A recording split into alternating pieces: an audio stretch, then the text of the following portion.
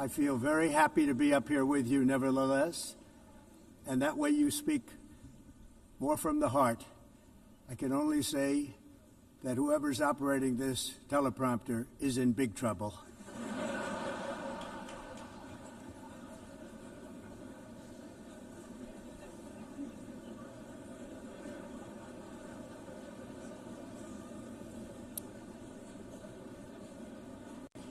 Hello, Madam First Lady. Thank you very much for being here. And Madam President, Mr. Secretary General, First Lady of the United States, distinguished delegates, ambassadors, and world leaders. 6 years have passed since I last stood in this grand hall and addressed a world that was prosperous and at peace in my first term. Since that day, the guns of war have shattered the peace I forged on 2 continents. An era of calm and stability gave way to one of the great crises of our time. And here in the United States, 4 years of weakness, lawlessness, and radicalism under the last administration delivered our nation into a repeated set of disasters. 1 year ago, our country was in deep trouble, but today, just 8 months into my administration, we are the hottest country anywhere in the world, and there is no other country even close. America is blessed with the strongest economy, the strongest borders, the strongest military, the strongest friendships, and the strongest spirit of any nation on the face of the earth. This is indeed the golden age of America. We are rapidly reversing the economic calamity we inherited from the previous administration, including ruinous price increases and record-setting inflation like we've never had before. Under my leadership, energy costs are down, gasoline prices are down, grocery prices are down, mortgage rates are down, and inflation has been defeated. The only thing that's up is the stock market, which just hit a record high. In fact, it hit a record high 48 times in the last short period of time. Growth is surging, manufacturing is booming. The stock market, as I said, is doing better than it's ever done, and all of you in this room benefit by that. Almost everybody. And importantly, workers' wages are rising at the fastest pace in more than 60 years. And that's what it's all about, isn't it? In 4 years of President Biden, we had less than $1 trillion of new investment into the United States. In just 8 months since I took office, we have secured commitments and money already paid for $17 trillion. Think of it, 4 years, less than $1 trillion, 8 months, much more than $17 trillion is being invested in the United States, and it's now pouring in from all parts of the world. We've implemented the largest tax cuts in American history and the largest regulation cuts in American history, making this once and again the best country on earth to do business. And many of the people in this room are investing in America, and it's turned out to be an awfully good investment during this 8-month period. In my first term, I built the greatest economy in the history of the world. We had the best economy ever, history of the world. And I'm doing the same thing again, but this time it's actually much bigger and even better. The numbers far surpass my record-setting first term. On our southern border, we have successfully repelled a colossal invasion, and for the last 4 months, and that's 4 months in a row, the number of illegal aliens admitted and entering our country has been 0. Hard to believe, because if you look back just a year ago, it was millions and millions of people pouring in from all over the world, from prisons, from mental institutions, drug dealers. All over the world they came. They just poured into our country with the ridiculous open border policy of the Biden administration. Our message is very simple. If you come illegally into the United States, you're going to jail, or you're going back to where you came from, or perhaps even further than that. You know what that means. I want to thank the country of El Salvador for the successful and professional job they've done in receiving and jailing so many criminals that entered our country.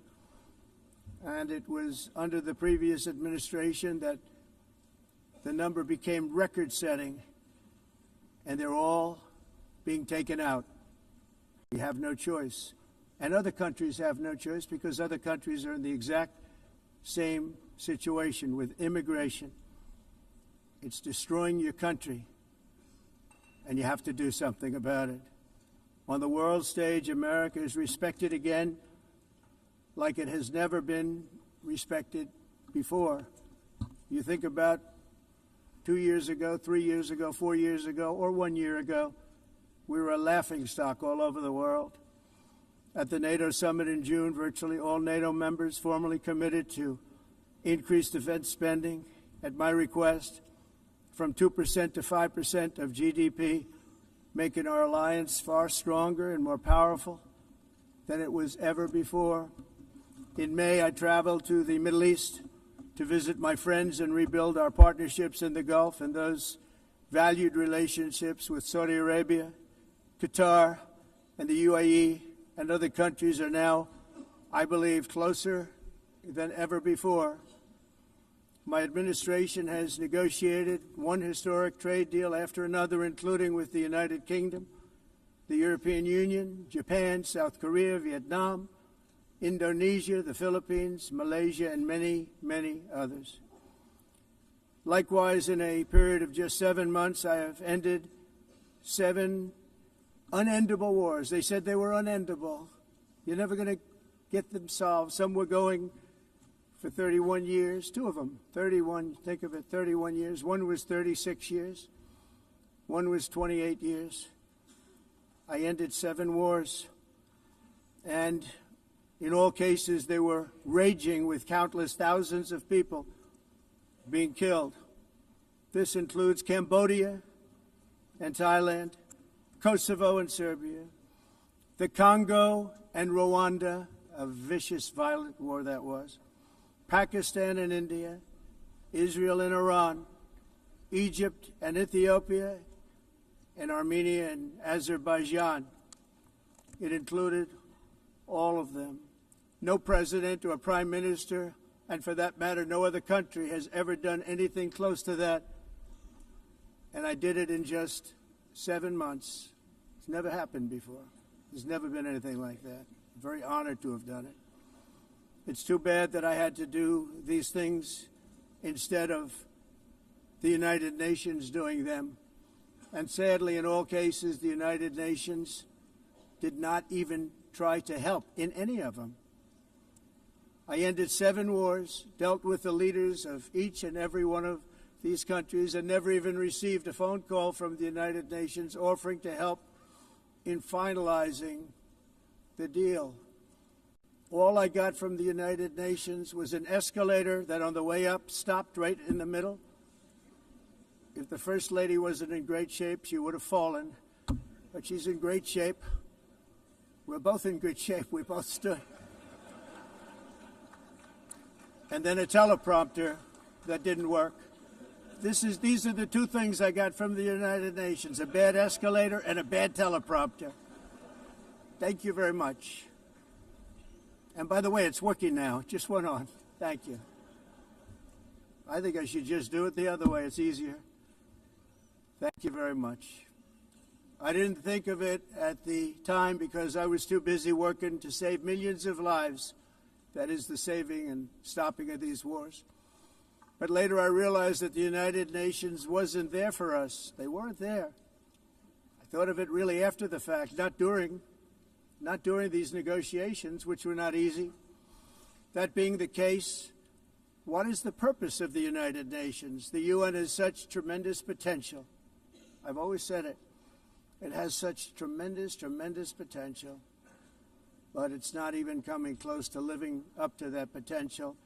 For the most part, at least for now, all they seem to do is write a really strongly worded letter and then never follow that letter up.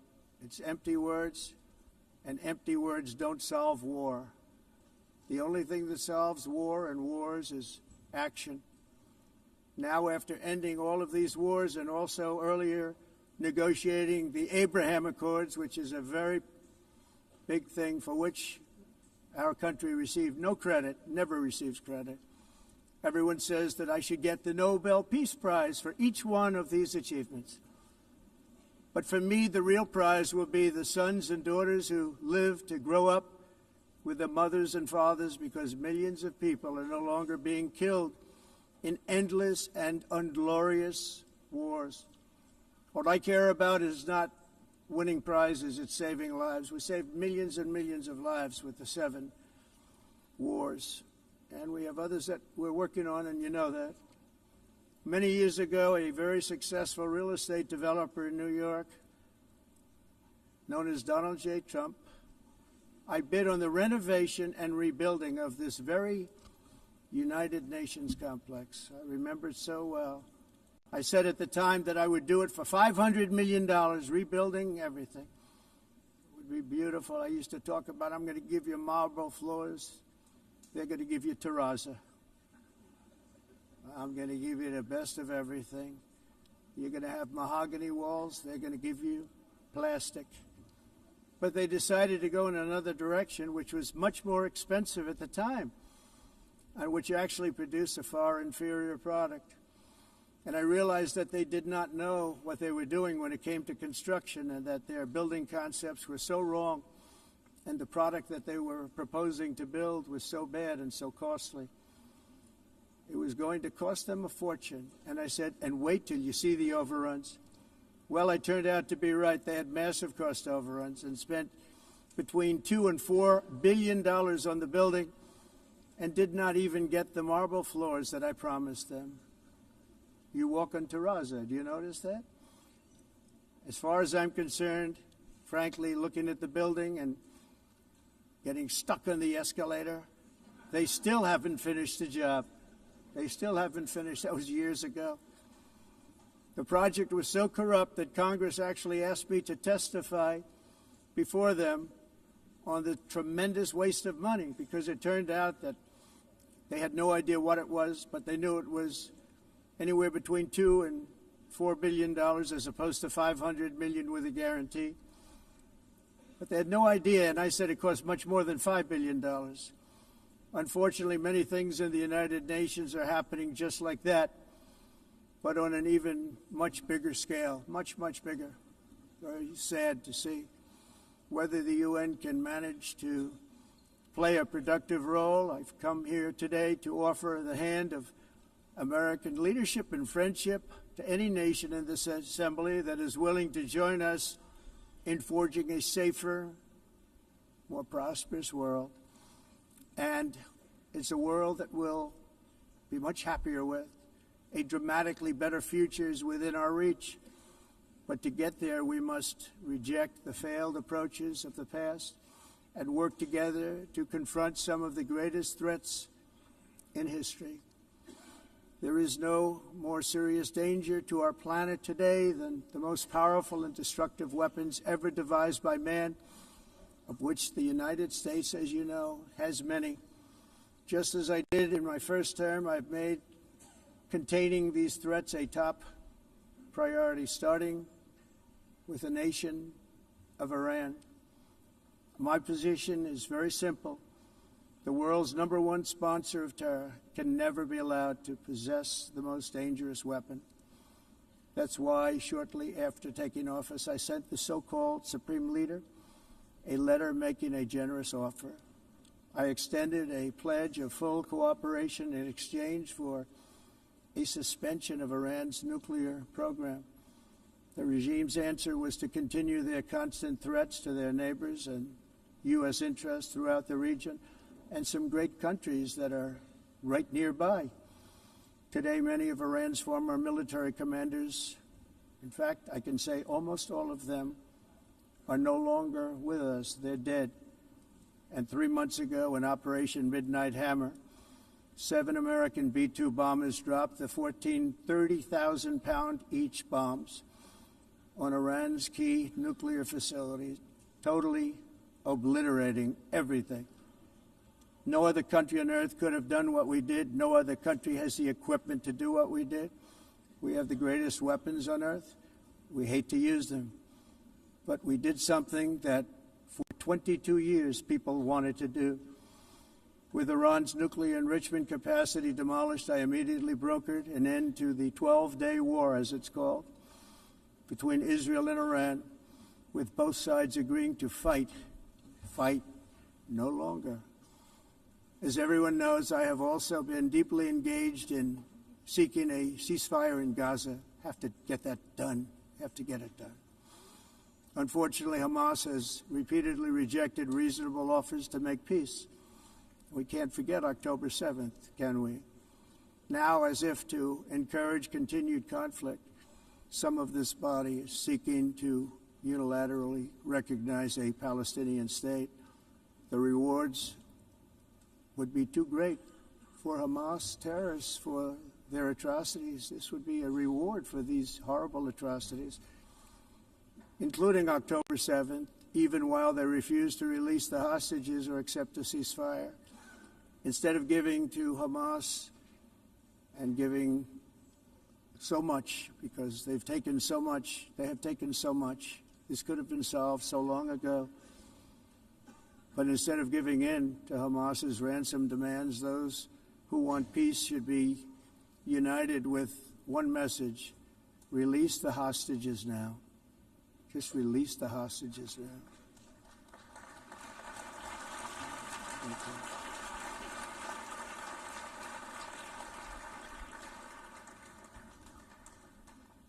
Thank you.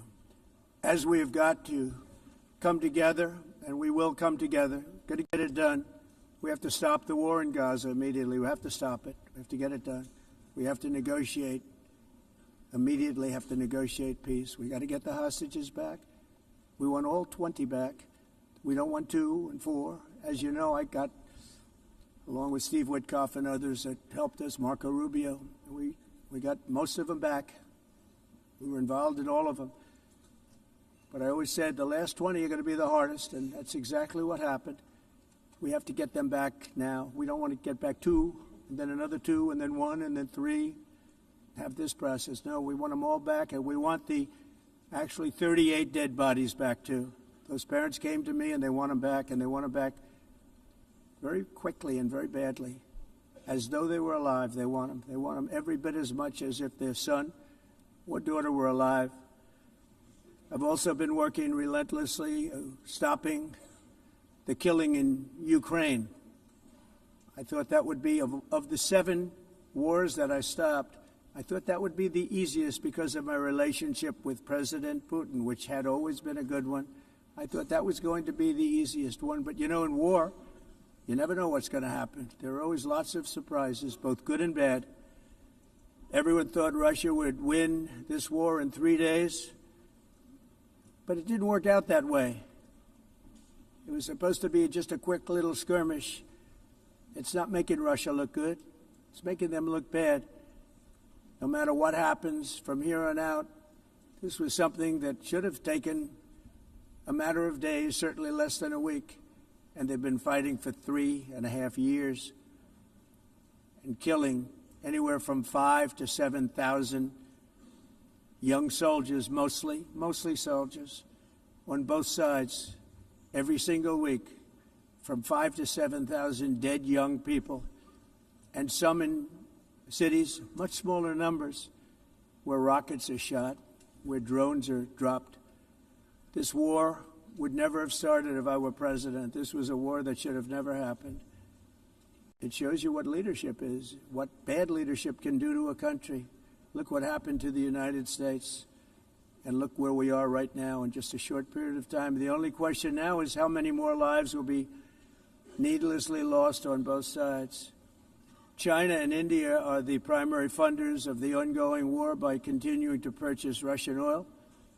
But inexcusably, even NATO countries have not cut off much Russian energy and Russian energy products. which, as you know, I found out about 2 weeks ago, and I wasn't happy. Think of it. They're funding the war against themselves. Who the hell ever heard of that one? In the event that Russia is not ready to make a deal to end the war, then the United States is fully prepared to impose a very strong round of powerful tariffs, which would stop the bloodshed, I believe, very quickly. But for those tariffs to be effective, European nations, all of you are gathered here right now, would have to join us in adopting the exact same measures. I mean, you're much closer to the city. We have an ocean in between. You're right there. And Europe has to step it up. They can't be doing what they're doing. They're buying oil and gas from Russia while they're fighting Russia. It's embarrassing to them, and it was very embarrassing to them when I found out about it, I can tell you that. They have to immediately cease all energy purchases from Russia. Otherwise, we're all wasting a lot of time.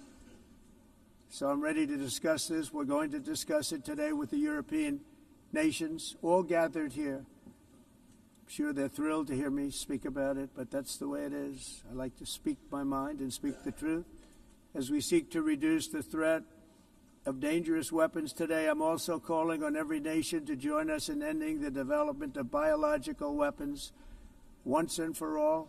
And biological is terrible, and nuclear is even beyond, and we include nuclear in that.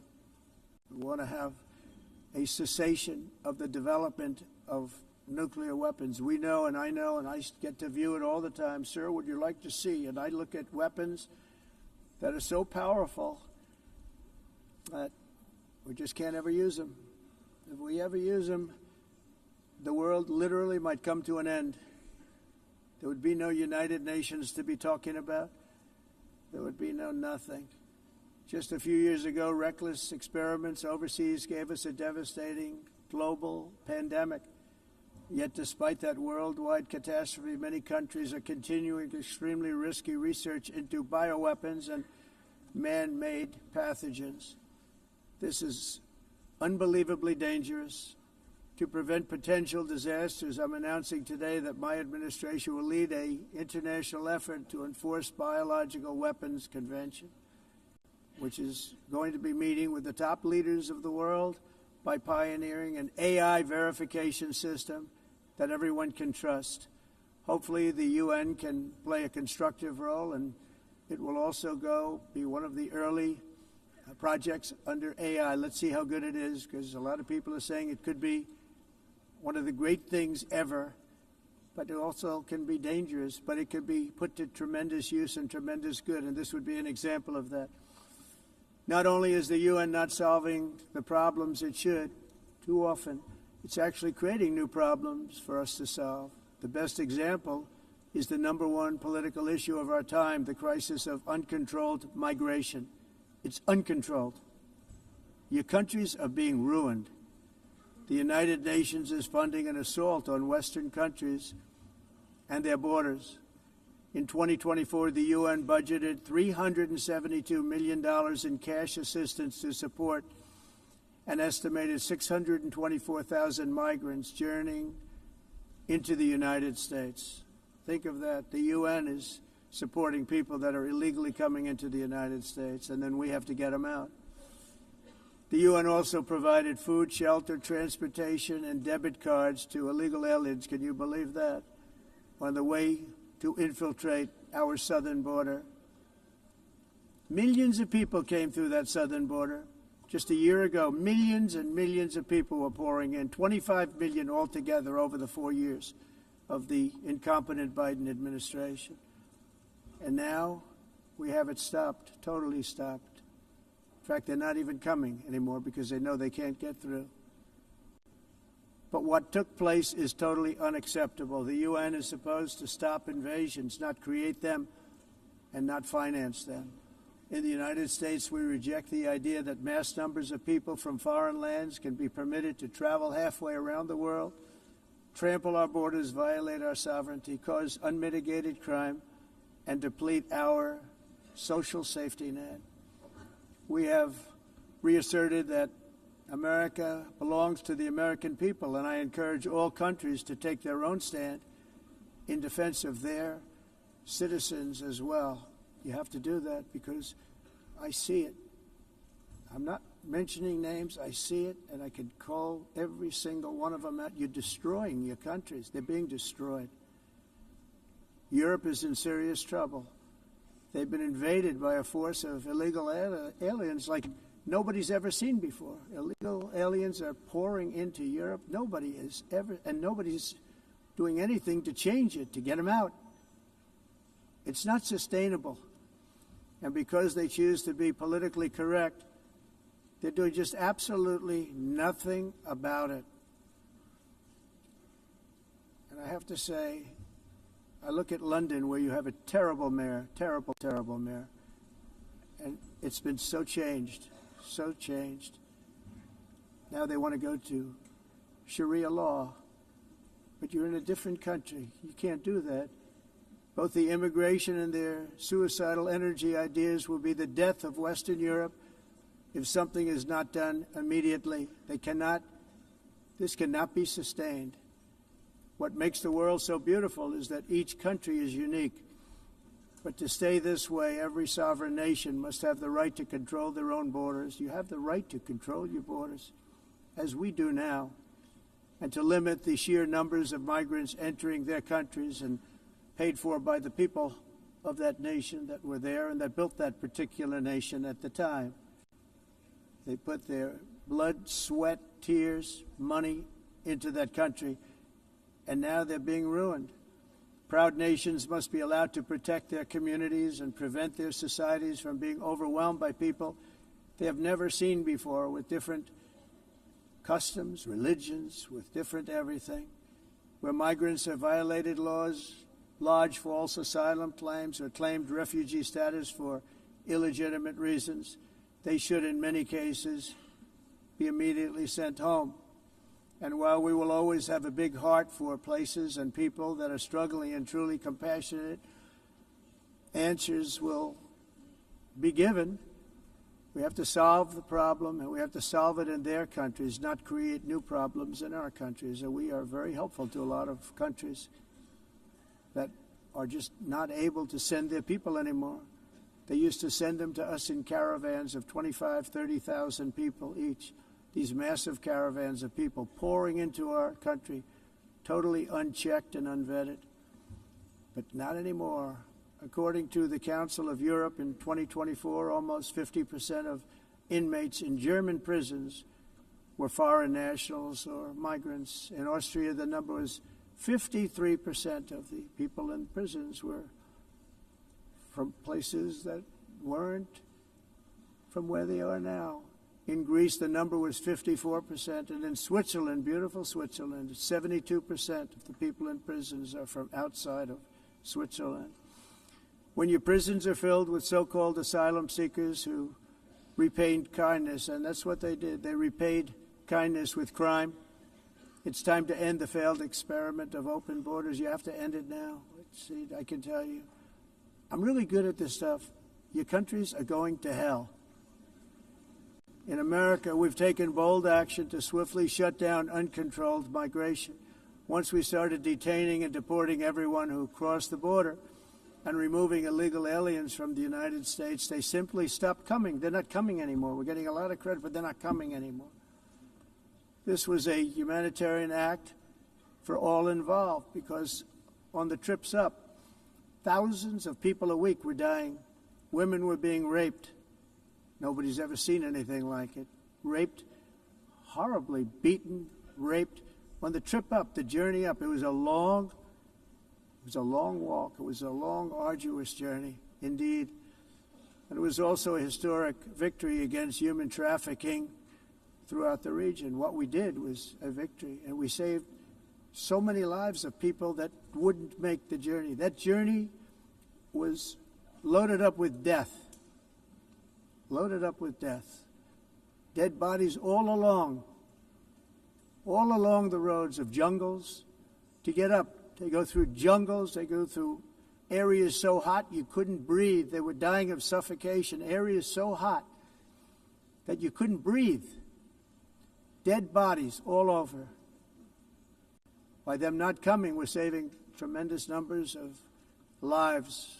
My people have done a fantastic job in doing what they did, and the American public agrees with it. I mean, I was very proud to see this morning I have the highest poll numbers I've ever had. Part of it is because of what we've done on the border. I guess the other part is what we've done on the economy.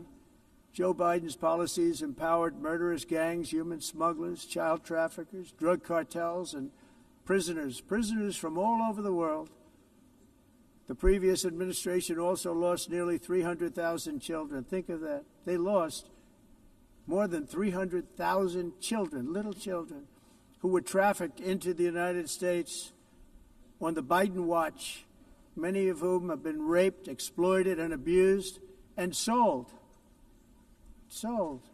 Nobody talks about that. The fake news doesn't write about it. With many others, young children who are missing or dead.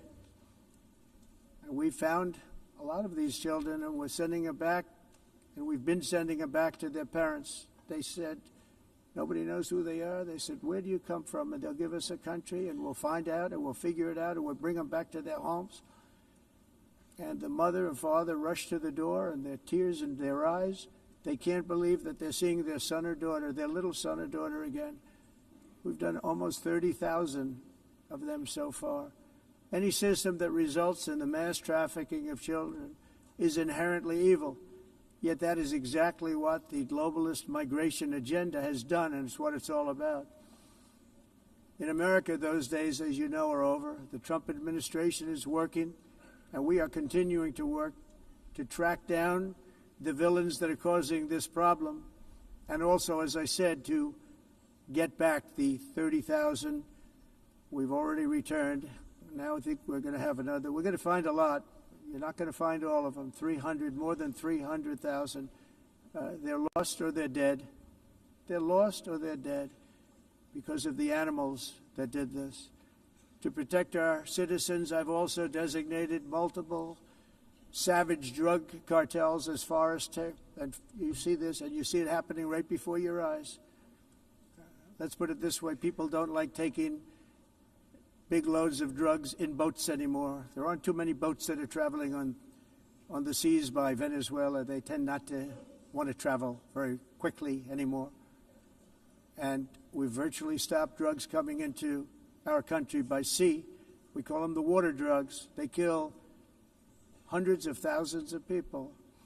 I've also designated multiple savage drug cartels as far as foreign terrorist organizations, along with two bloodthirsty transnational gangs, probably the worst gangs anywhere in the world, MS-13 and Tren de Aragua.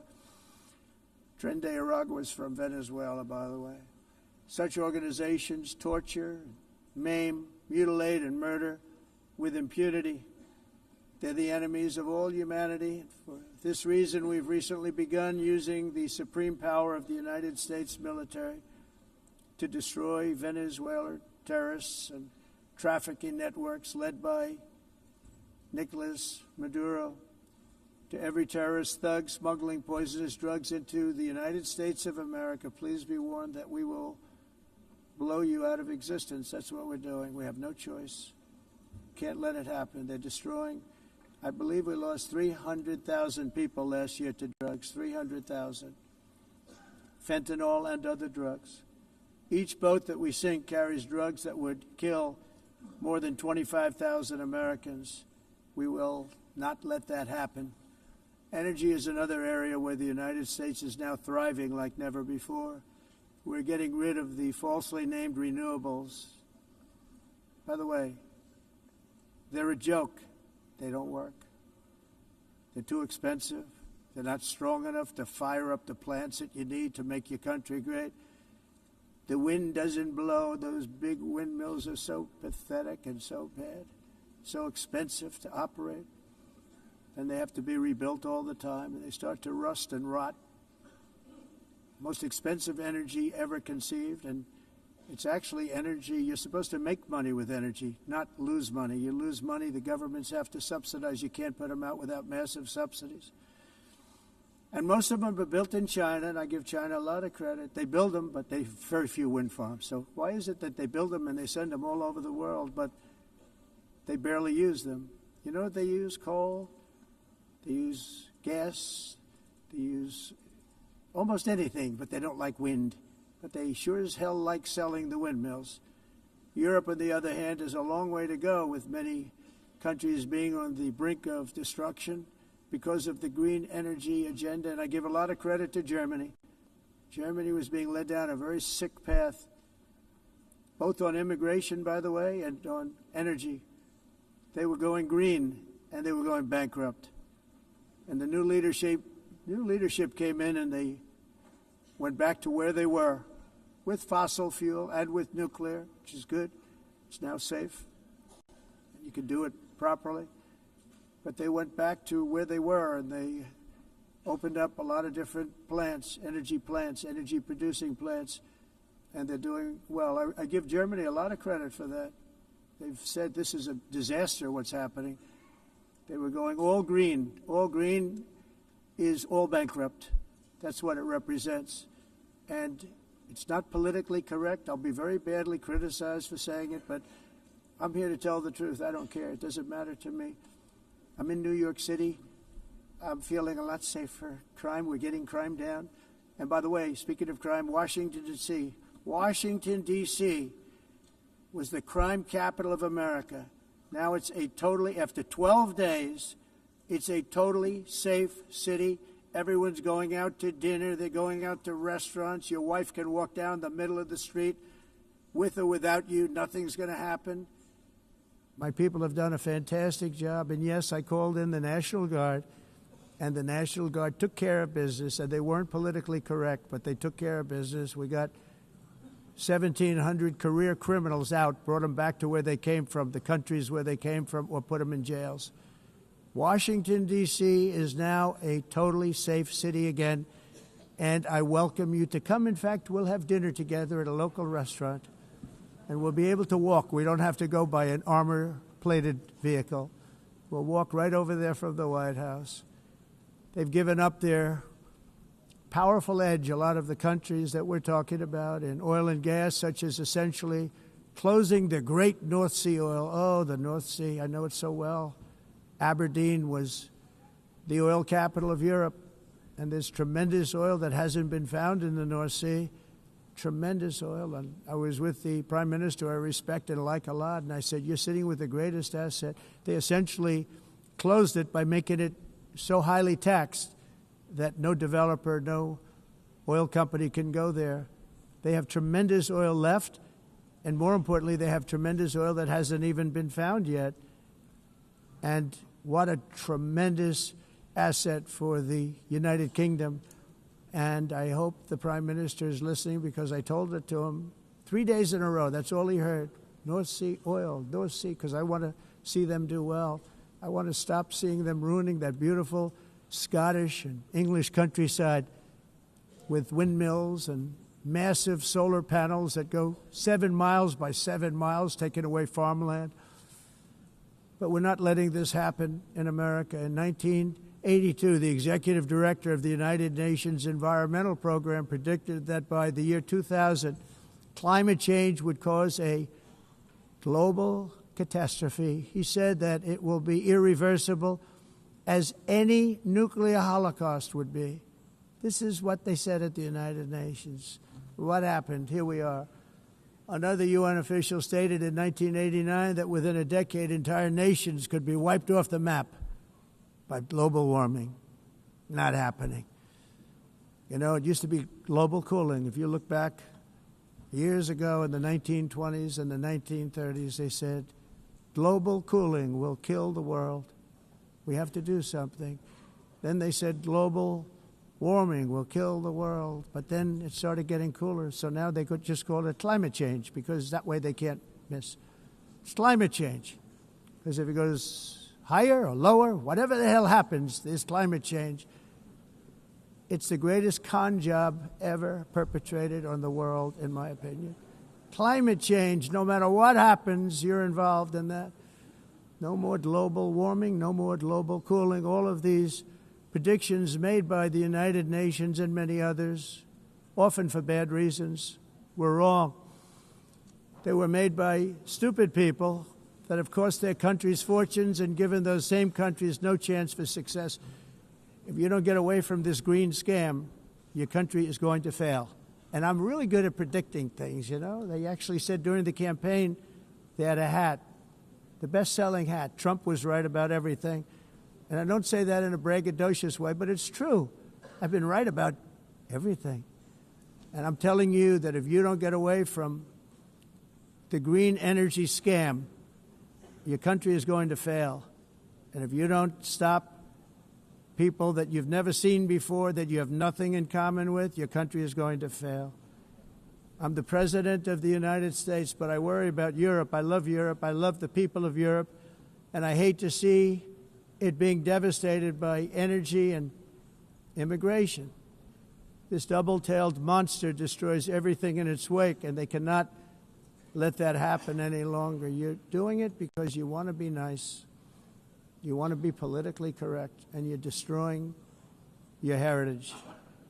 They must take control strongly and immediately of the unmitigated immigration disaster and the fake energy catastrophe before it's too late.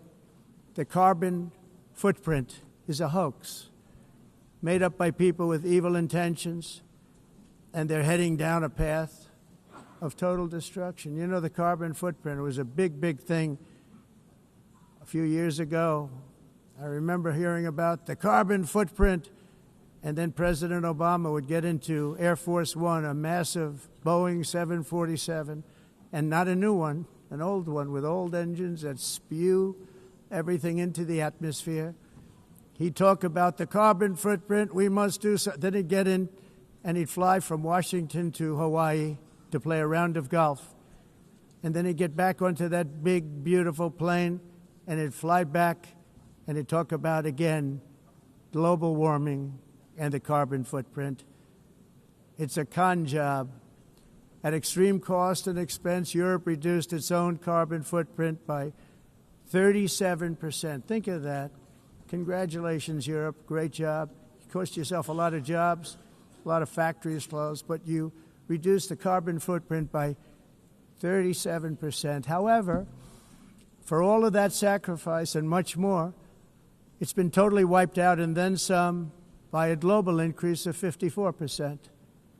Much of it coming from China and other countries that are thriving around China, which now produces more CO2 than all the other developed nations in the world. So all of these countries are working so hard on the carbon footprint, which is nonsense, by the way. It's nonsense. You know, it's interesting. In the United States, we have still radicalized environmentalists, and they want the factories to stop. Everything should stop. No more cows. We don't want cows anymore. I guess they want to kill all the cows. They want to do things that are just unbelievable, and you have it too. But, you know, we have a border, strong, and we have a shape, and that shape doesn't just go straight up. That shape is amorphous when it comes to the atmosphere.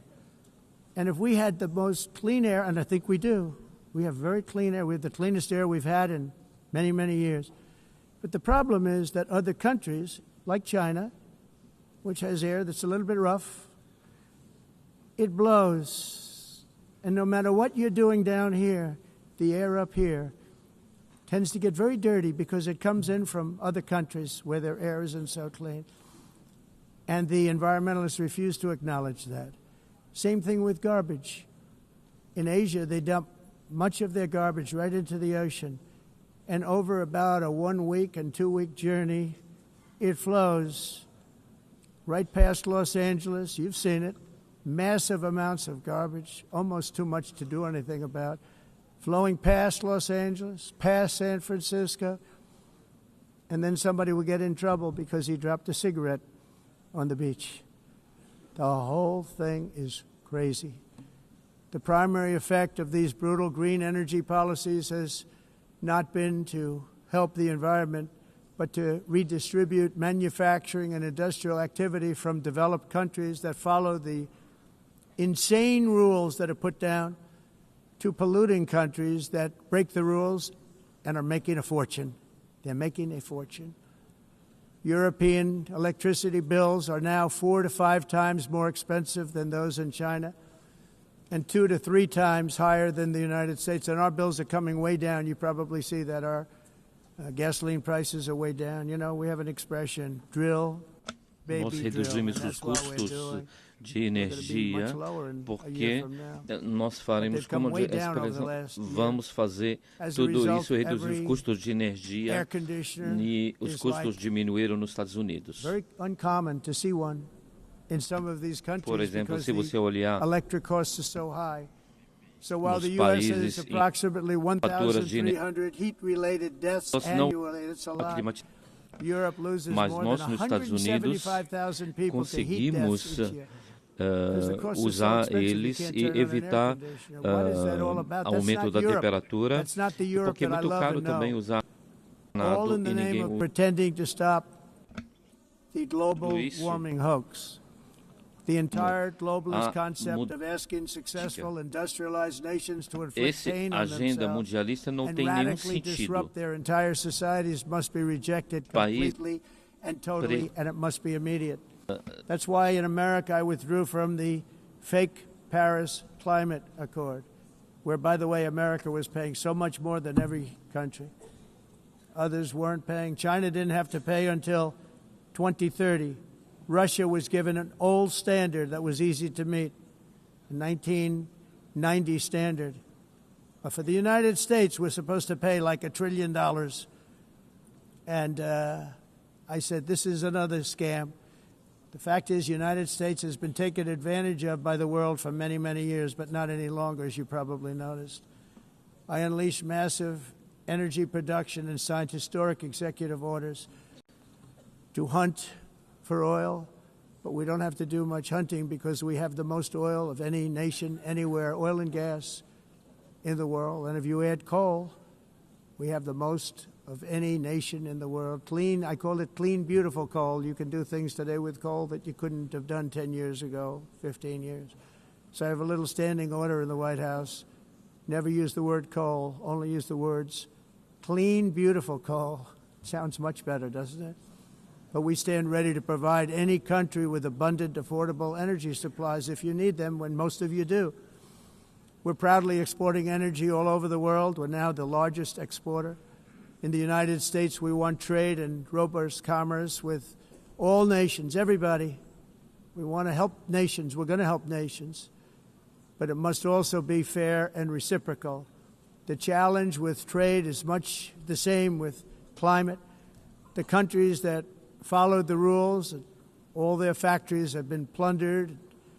It's really sad to watch. They've been broken. They've been broken by countries that broke the rules. That's why the United States is now applying tariffs to other countries, and much as these tariffs were for many years applied to us, uncontrollably applied to us. We've used tariffs as a defense mechanism under the Trump administration, including my first term, where hundreds of billions of dollars in tariffs were taken in. And by the way, we had the lowest inflation, and now we have very low inflation. The only thing different is that we have hundreds of billions of dollars flowing into our country. But this is how we will ensure that the system works for everyone and is sustainable into the future. We're also using tariffs to defend our sovereignty and security throughout the world, including against nations that have taken advantage of former U.S. administrations for decades, including the most corrupt, incompetent administration in history, the sleepy Joe Biden administration. Brazil now faces major tariffs in response to its unprecedented efforts to interfere in the rights and freedoms of our American citizens and others, with censorship, repression, weaponization, judicial corruption, and targeting of political critics in the United States. I have a little problem saying this because I must tell you, I was walking in and the leader of Brazil was walking out. We saw him, and I saw him, he saw me, and we embraced. And then I'm saying, can you believe I'm going to be saying this in just 2 minutes? but we actually agreed that we would meet next week. We didn't have much time to talk, like about 20 seconds. They were in retrospect, I'm glad I waited because this thing didn't work out too well. But we did talk. We had a good talk, and we agreed to meet next week, if that's of interest. But he seemed like a very nice man, actually. He liked me, I liked him. But if you, and I only do business with people I like. When I don't like them, I don't like them. But we had, at least for about 39 seconds, we had excellent chemistry. It's a good sign. But also in the past, Brazil, can you believe this, unfairly tariffed our nation, but now because of our tariffs, we are hitting them back, and we're hitting them back very hard. As president, I will always defend our national sovereignty and the rights of American citizens. So I'm very sorry to say this, that Brazil is doing poorly and will continue to do poorly. They can only do well when they're working with us. Without us, they will fail, just as others have failed. It's true. Next year, the United States will celebrate the 250th anniversary of our glorious independence, a testament to enduring power and American freedom and spirit. We will also be proudly hosting the 2026 FIFA World Cup, and shortly thereafter, the 2028 Olympics, which is going to be very exciting. I hope you all come. I hope that countless people from all over the globe will take part of these will be great celebrations of liberty and human achievement, and that together we all can rejoice in the miracles of history that began in July 4th, 1776, when we founded the light to all nations. And it's something really that an amazing thing came out of that date. It's called the United States of America. In honor of this momentous anniversary, I hope that all countries who find inspiration in our example will join us in renewing our commitment, values, and those values, really, that we hold so dear. Together, let us defend free speech and free expression. Let us protect religious liberty, including for the most persecuted religion on the planet today. It's called Christianity. And let us safeguard our sovereignty and cherish qualities that have made each of our nations so special, incredible, and extraordinary. In closing, I just want to repeat that immigration and the high cost of so-called green renewable energy is destroying a large part of the free world and a large part of our planet.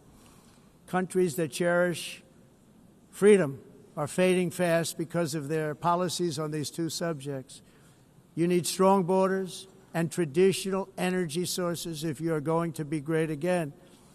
Whether you have come from north or south, east or west, near or far, every leader in this beautiful hall today represents a rich culture, a noble history, and a proud heritage that makes each nation majestic and unique, unlike anything else in human history or any other place on the face of the earth. From London to Lima, from Rome to Athens, from Paris to Seoul, from Cairo to Tokyo and Amsterdam to right here in New York City, we stand on the shoulders of the leaders and legends, generals and giants, heroes and titans who won and built our beloved nations, all of our nations, with their own courage, strength, spirit, and skill. Our ancestors climbed mountains, conquered oceans, crossed deserts, and trekked over wide-open plains. They charged into thunderous battles, plunged into grave dangers, and they were soldiers and farmers and workers and warriors and explorers and patriots. They built towns into cities, tribes into kingdoms, ideas into industries, and small islands into mighty empires. You're a part of all of that. They were champions for their people who never gave up and who never, ever gave in. Their values defined our national identities. Their visions forged our magnificent destiny. Everybody in this room is a part of it in your own way. Each of us inherits the deeds and the myths, the triumphs, the legacies of our own heroes and founders who so bravely showed us the way. Our ancestors gave everything for homelands that they defended with pride, with sweat, with blood, with life, and with death. Now the righteous task of protecting the nations that they built belongs to each and every one of us. So together let us uphold our sacred duty to our people and to our citizens. Let us protect their borders, ensure their safety, preserve their cultures, treasure, and traditions, and fight, fight, fight for their precious dreams and their cherished freedoms. And in friendship and really a beautiful vision, let us all work together to build a bright, beautiful planet, a planet that we all share, a planet of peace and a world that is richer, better, and more beautiful than ever before. That can happen. It will happen. It will happen, and I hope it can happen and start right now, right at this moment. We'll turn it around. We're going to make our countries better, safer, more beautiful. We're going to take care of our people. Thank you very much. It's been an honor. God bless the nations of the world. Thank you very much. Bye.